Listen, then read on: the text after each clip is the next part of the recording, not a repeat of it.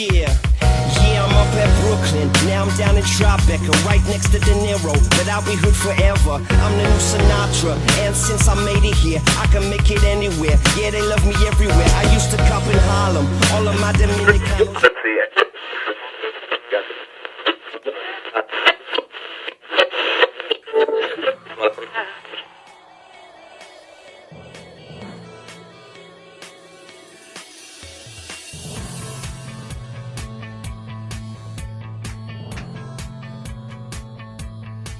Woo.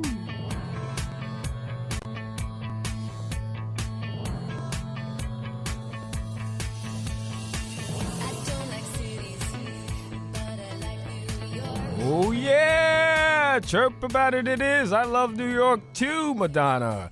Good afternoon, New York City. Greetings to the world. You're tuned in to Chirp About It Live. I am your host, Pat Sainville. We're broadcasting on AM 970, The Answer, on this beautiful, beautiful, beautiful Saturday afternoon in the Big Apple. Yeah, baby, NYC. Today we have a spectacular show for you today. In fact, we have great guests in the house. All right, they're here to discuss a very serious project which is happening on the Upper East or West Side, I should say, on 58th Street at the Park Savoy Hotel. So we have Mr. Les Fisher in the house with us today. He's from the 58th Coalition. Welcome. Thank you. How Thank are you for having me. I appreciate it. Oh, my pleasure, my pleasure. So sit tight, folks. We're going to hear a lot from Les. We also have Moore in the house. So Les and Moore is in the house, and they're going to be chirping about this 58th Street Coalition in just a little bit. I'll just go over some, I'll just chirp about some local topics about this great city, our wonderful city, and then we'll get right back to our guests, and then we'll do what we do best, which is chirp about it. Hope you guys don't mind reading some comments from real New Yorkers. Not at all. All right, we're going to do so. All right, I'll just, again, cover some local topics about our great city, wonderful city, New York. First off, tomorrow is Mother's Day, so I'd like to give a huge, huge, loving, warm shout out to all mothers out there, certainly mine. So, Ma, if you're listening, thank you for my life. I love you to death tremendously. And, of course, my aunts, my grandmom, and everybody else. And everyone else's moms in here and out there as well. So, shout out to all mothers. It's Mother's Day for sure. So, have fun tomorrow. Go over, get home for some cooking, I should say. Nice. All right, so let's get to it. Andrew Cuomo, all right? I'm going to get right into it, all right? He has a message there's a gentleman, he goes by the name of Thomas Caputo, who, in fact, he's a former chief measurement operator at the MTA. And Cuomo's message to Thomas is, this overtime fraud is now over. And what the story is that Thomas, I don't know if you guys heard about this, Les or more, Thomas's salary for 2018 was over $120,000. Okay, but at the end of the year, at the end of 400,000. 400,000. I mean, what's up with that? So this guy banked, in fact, well over $340,000 in OT. But there's a lot of questions to be asked. Because in fact, they have him down as he logged in. I'll tell you exactly how many hours he logged in: 3,864 hours of OT. In the year of 2018. Let's face it, you can make more money now in government than you can in private industry. It's a better way to go. It's a better way to go. But there are a lot of questions to be asked. In fact, Cuomo says, with that kind of OT, you don't sleep, you don't eat. All right, people want answers. So we certainly want answers, especially, we're broadcasting on AM 970, The Answer. So, Thomas, we want some answers, all right? MTA is always complaining about money. Maybe it's because of these fraudulent, I wouldn't say mainly because of that, but maybe it has to do with the shortage of the funds that the MTA but it's is complaining corruption. about. It's corruption. You don't go into government, right? For that reason. You go into government for public service. You go into government for the cause. You don't go into government to become millionaires. Right. You become a millionaire in government, you wind up, like the government is friend. That's right. Joe. It's a very good point. And you wind up seeing, bars around you. That's right. It just don't happen. It always catches up to you, you know, and you see it happening day in and day out with these guys. These guys who really believe that they're above the law, but you know what? The law catches up. All right, so Absolutely. be careful. Speaking of that, we have New York City's First Lady, Charlene McRae. In fact, she finally has admitted, she has this program, Thrive NYC, for mental health. She actually finally admitted to the New York Post on Thursday. In her words, it's difficult to thrive. All right. So what she's claiming is that there are multiple agencies who are handling this this Thrive NYC program. So it's difficult to kind of keep track on who's doing what. All right. Now, keep in mind now, since this program started back in 2015, and already in taxpayers' money, they've spent over $560 million, okay? And they're on their way to spend another $250 million by next year. So that's a ton of money for no results. The problem is we elected Bill the mayor. We're wondering who we really elected. Did we elect Charlene the mayor? Who's really the mayor there? Her husband. All right. Are you sure about that? Well, I don't know. What do you think? She wants to be borough president, possibly. Yeah. Right? Is that the rumor? That's out there? the rumor. That's the rumor. So I really want to get Charlene on the show because seriously, guys, there's a big mental health issue happening right now in America, and especially where I live in New York City. You see it day in and day out. Yeah. The homeless, and we're going to talk about that in just a little bit. Mm-hmm. So this the really people that run the homeless, they're a little mental, I think, too. they're a little bit mental. I mean, they got some mental issues, right? I've actually had conversations with them, and I have to say that they need some help. They need some help. There's some mental issues, maybe. For sure. There's a ton of mental issues. I'm going to take it out of side of New York a little bit because, last week in Denver, Colorado, these two teenagers who went into the school and shot these young, innocent, little kids. These guys are mental. They have some mental problems as well. I mean, one was 16 or 18, or whatever it is. There's a big problem here with mental health in this country. I don't know what the president is really doing about it. But I know I'm just going to attack who's locally here, and that's going to be Charlene McRae. So I need to have her on the show, and we're going to have this discussion. But the thing is, too, is that years ago, there were mental institutions everywhere. Yeah. And all of a sudden, they stopped these mental institutions. How You go come? upstate. So right now, the mental institutions, people aren't getting well. Right. They're all over the streets. They're all over the So the streets. people you thought that were housed up in mental institutions like Pilgrim State and other places, facilities around the country. Yeah. Look at Creedmoor. You can't say people got better. Yeah. People are getting worse. I mean, it's really a problem. And I always say no one gives a hoot until it hits close to home. Okay? Exactly. Really. No one gives a hoot until it hits close to home. The city does very, very strange things. They put the cart before the horse all the time, and they don't make very good decisions until after something bad happens. Until after the It's fact. a shame. It is a shame. It's just like the lead poisoning problems in the affordable housing. Yeah. They put kids, families in there, and they know that there's lead paint all over the walls, over. but they put them in there because they need housing.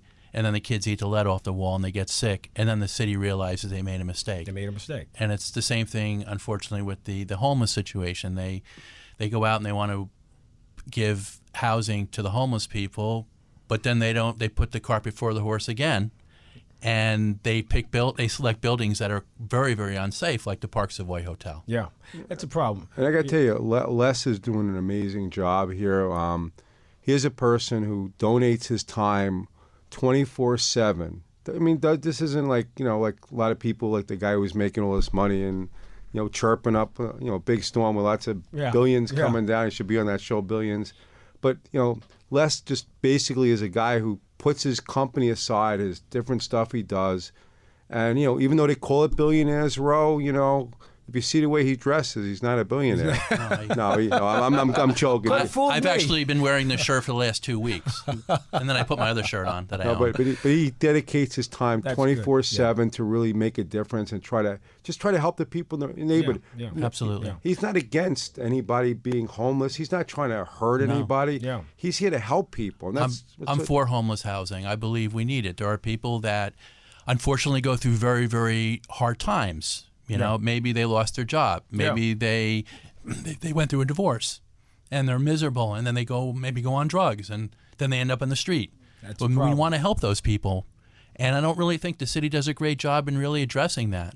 That's right. All right, we're going to get right back to you folks in 1 minute. All right, stay tuned.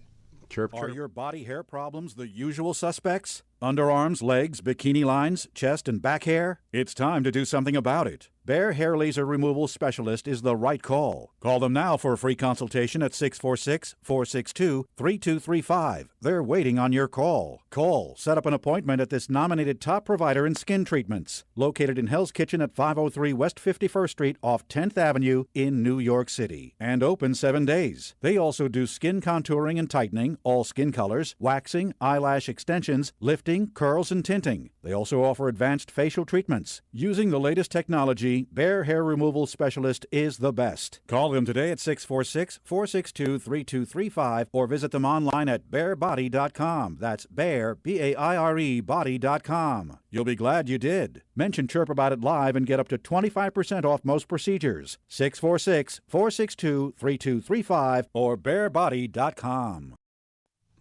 All right, you heard it, folks. BearBody.com. Check them out. Great, great, great hair removal company. Also, I'd like to give a shout out to our other sponsor, Will NYC Flowers. So please go out and check out Will NYC Flowers on 10th Avenue and 30th. 30th and 10th Avenue at the Mercado's Little Spain restaurant. He's there right now, so I'm sure he's quite busy for Mother's Day. So get out there and support Will and buy your mom some flowers. Me and Les are buying right. flowers for Mother's Day right away. That's right. We're heading right after this. We're going to hit right over On there. our way. We're right on our way. So Will Flowers, we're on our way. We need All to get some hair removal beforehand. Before we get there, we're getting some hair removal, And then we're getting flowers. There we go. We got a busy afternoon That now. sounds like a plan. I got to tell Seriously. you. That's some Saturday, boy. All right, with that. All right, so Les, welcome again. Thank you. Now, let's tell the public about the 58th Street Coalition. What is that exactly? So the 58th Street Coalition is made up primarily of residents in the community, in the district, that are very concerned about the Park Savoy Hotel being opened up as a homeless shelter, primarily because it's a fire trap. And we're concerned about the people that would be housed in that facility. Mm-hmm. We're also concerned about, if God forbid there's a fire, that there are buildings that are attached on both sides and behind it, and concerned about their safety as well. So you're saying it's mainly because of safety. That's your only. It's 100% because of safety. I was under the impression that when I first found out about this hotel possibly going up about a little over a year ago, I thought maybe it's because of it's Billionaires Row, and who wants these homeless people, homeless men, coming into the neighborhood to help destroy it? Well, I want to make something perfectly clear. Yeah. I am not a NIMBY, okay, not in my backyard person. Okay. All right. I'm fighting for the people that would be housed in this facility. That's it. If the building wasn't a fire trap, and I can get into why it's a fire trap in a second, I wouldn't be sitting here in front of this microphone right now. Got you. The building is a fire trap. It's a building that's over 100 years old. It's one of the most dangerous buildings in New York City.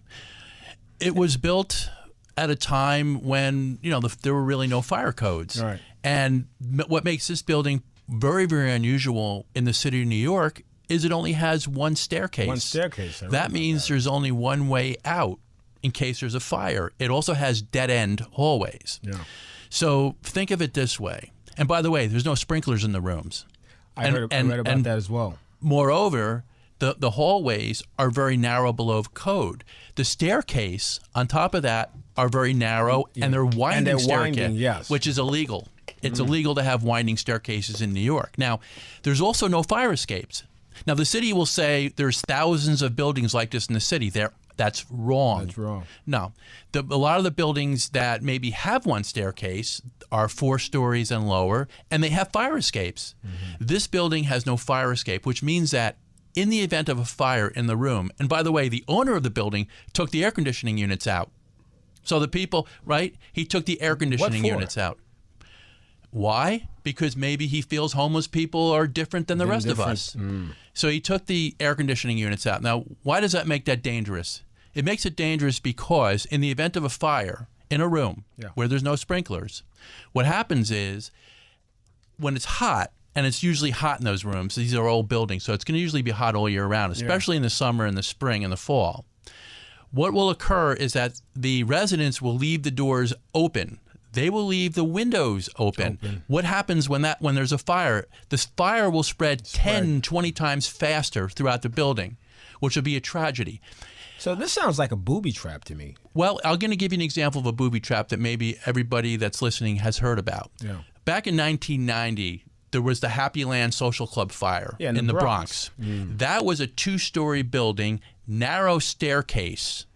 Okay, and what happened was there was just a horrible person who lit the staircase on fire. Yeah. And everybody couldn't get out of the building. Yeah. Over 80 people died. They couldn't get out of the building. By the way, you know how they died? Not from the fire, smoke inhalation. They tripped all over each other. Yeah. So now let's take this back to the Park Savoy. This is a 9-story building compared to a 2-story building. Yeah. You have a fire in a 9-story building with smoke all over the place, one staircase, dead-end hallways. It's a disaster. How do you expect them to get out of the building? They're going to trip all over each other. You're going to have people dying. And at the Happy Land fire, there were 80-something body bags in front of that hotel. I myself cannot look in the mirror, okay, and look at myself and accept something like this happening in the community. I would never want to see body bags there.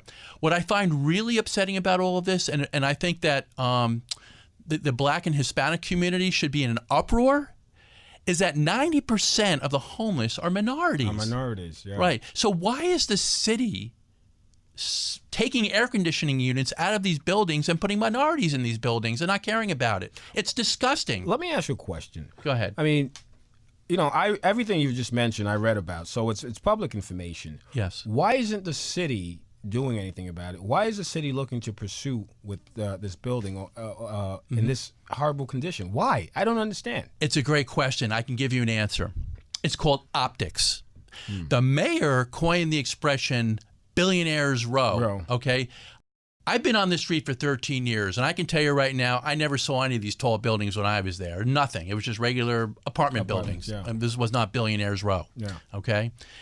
And they started building these big buildings, and then the mayor coined it Billionaires Row, and he loves the optics. He loves having a old homeless shelter building butt up against a billionaire building. This building is butt up against a billionaire's building. Yeah. It looks great to him. Hey, screw you, billionaires. Yeah, right. Well, that's what it is. But who is he screwing? Who's he hurting? He's hurting these poor people in these shelters. Yeah. It's a shame. That's horrible. I mean, you know, why not put them up the block? There are other properties. Yes, there is. Why this particular building, this Park? I have to tell you, you ask such great questions. I mean, that's why you have this. That's why you're a radio host. Thank you, but I mean, it's just obvious. Well, I mean, you know, if it's a no-brainer. If you have a brain, you know. Well, we have a solution. A year ago, we approached a landlord of a building on one street over. Right. Okay. It's a safe building. It has 2 means of egress. I read about that. Yeah. Wide hallways, etc. And he has a rehab center in there that just coincidentally needs a larger building, so they're moving. They're moving. So a year ago, the city could have had a homeless shelter set up in there, ready to go. Instead, this is being delayed. And we presented this to Commissioner Steve Banks of the Department of Homeless, and he refuses to sit down with us and talk about it. Mm-hmm.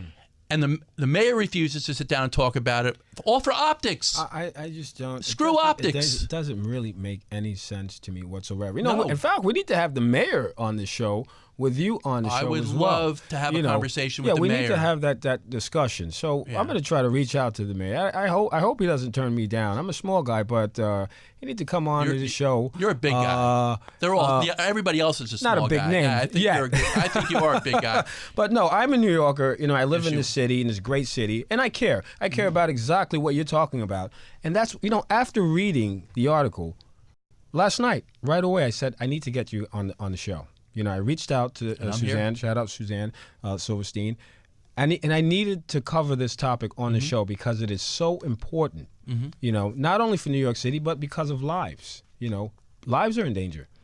I never knew that this building had was a fire hazard. I never knew it. You want to hear insult to injury? Yeah. Okay, so everybody's trying to get out of this building with the winding, narrow staircase, the smoke inhalation, everything. Yeah.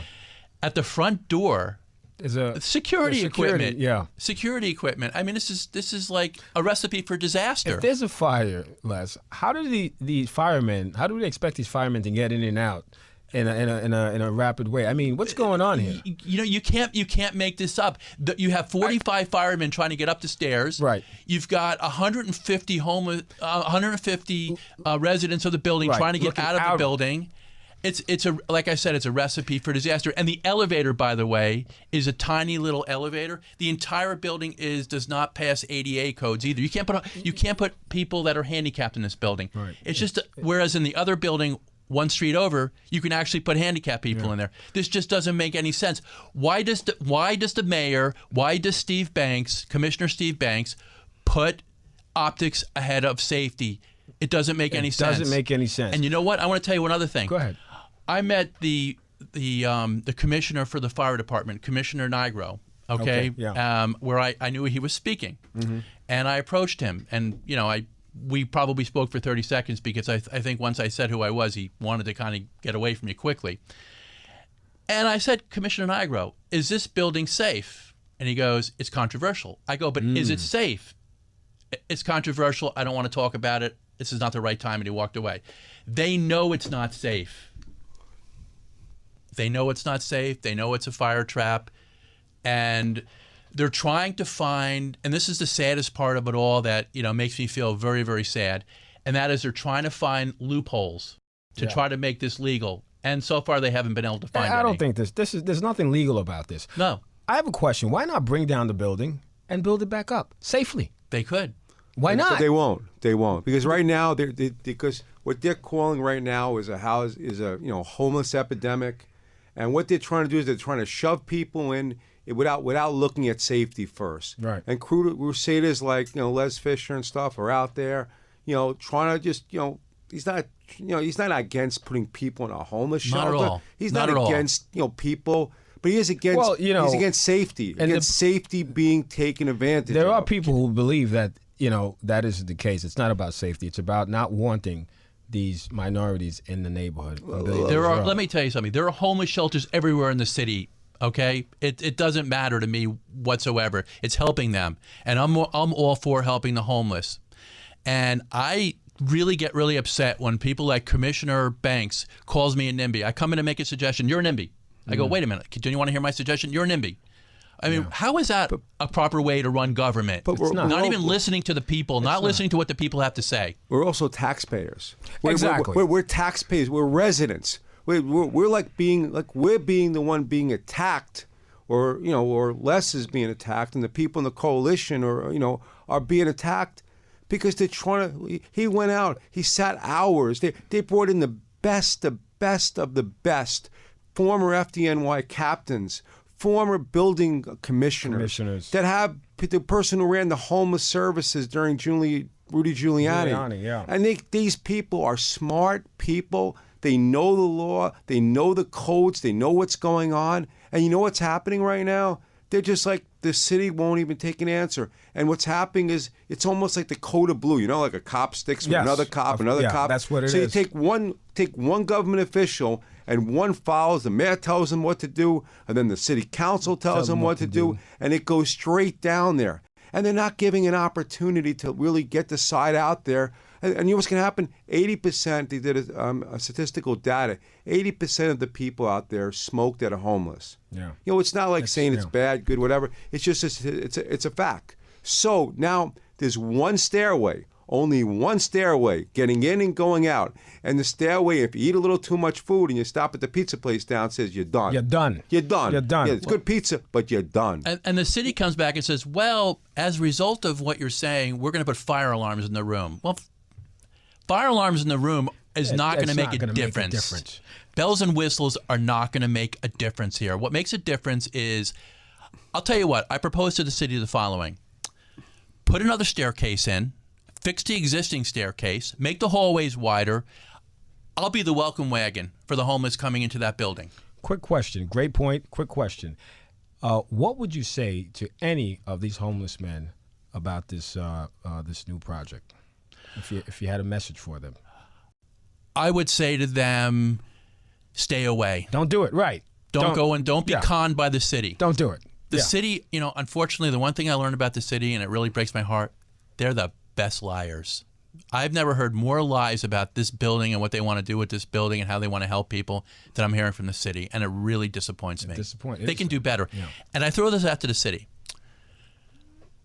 Let's meet. Let's stand shoulder to shoulder. Let's work together on solutions for the homeless people, because I'm all for it.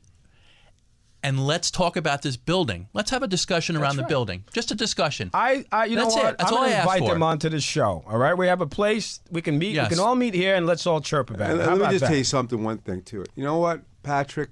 You're doing a public service, and your show is taking off. Thank you. And I've been hearing about it from different people out there, and other residents have been listening to you the last 6 weeks that you've been on. Thank you.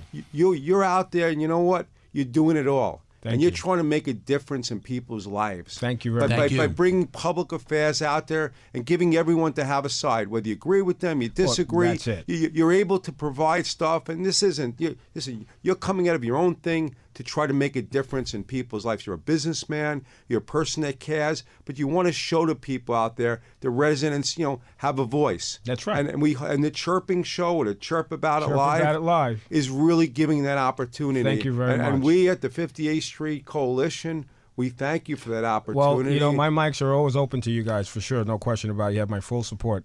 One thing I wanted to add, yeah. The appellate division has issued a stay on this building, so they can't open. All right. So we're hoping that the appellate division, as we move forward, continue with the stay, and then once they hear the case and once they see that the building is unsafe, that they stop the city from opening up a building that could turn into a huge tragedy. Les, how could they get in touch with you if they want to call you up or send an email to contact you regarding if they want to join it? Because there are other communities out there having lots of problems. How could they contact you to join in and be part of it? Could they call you up, or go ahead? Well, what I'll do is I'll give you my contact information that you can put on your website, and then they can go to your website and then get in touch with me. Sounds good. Well, with that, the show has come to an end. Time flies when we're having important, serious conversation. Yes. It's like, the devil doesn't want us. We're chirping about it. We're chirping. Well, I want to thank you, Les Fisher, for coming on, and this discussion will continue. We will continue to chirp about this. More. Thank you. Love you on the show. We got to do this again. Folks, that was our episode of Chirp About It Live. We'll be back, same time, same place, next week. New York City. Hi, folks, we rock. Thank you, Patrick. Who is Ed Lemo, and why should I listen?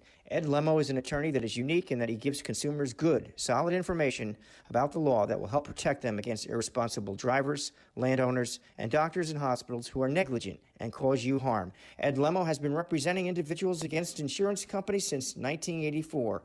Ed Lemo limits his practice to accident, injury, and medical malpractice claims. You can find out more about me at my website at www.lemolaw.com. That's www.lemolaw.com, or you can reach me at 646-522-9082. So if you're injured in an accident or a victim of malpractice and you need a trial attorney who has experience in the courtroom and gets results, call Ed Lemo at 646-522-9082, or you can reach me at edwardlemo@yahoo.com. Or you can go to my website for further information, www.lemolaw.com. You'll be glad. The preceding program was paid for by Chirp About It.